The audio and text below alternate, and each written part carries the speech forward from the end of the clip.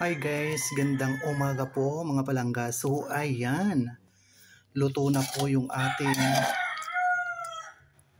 puset na nilapuhan or kulambutan.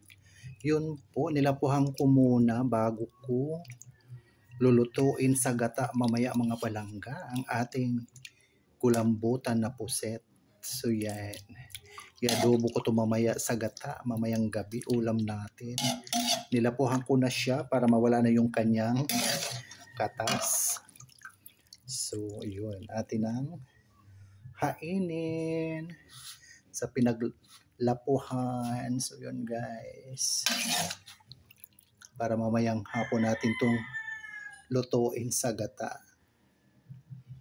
Yun. Kasi may ulam na po tayo ngayong tanghalian.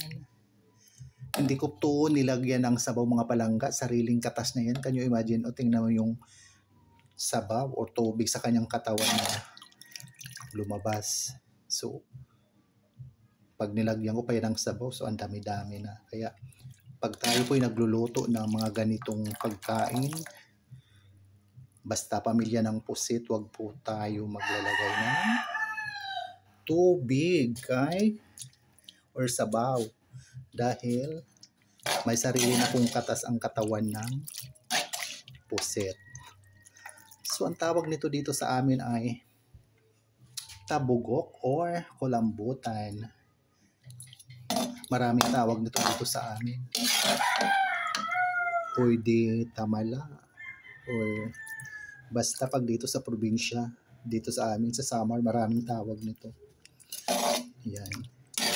Ayun, sa Tagalog, pusit na naman po ito. Basta pamilya ng pusit. Pusit ang tawag nila. Dito sa atin sa probinsya, may iba-ibang pangalan ito. So, yan. Alisin na siya natin sa kanyang pinaglapuhan. At hiwa-hiwain na lang yan mamaya. Igisa muna bago lagyan ng gatas. Ayun. Ang kalalabasan nito mamaya may konting sabaw kasi siyempre may gata. Pero yummy yan mga palangga.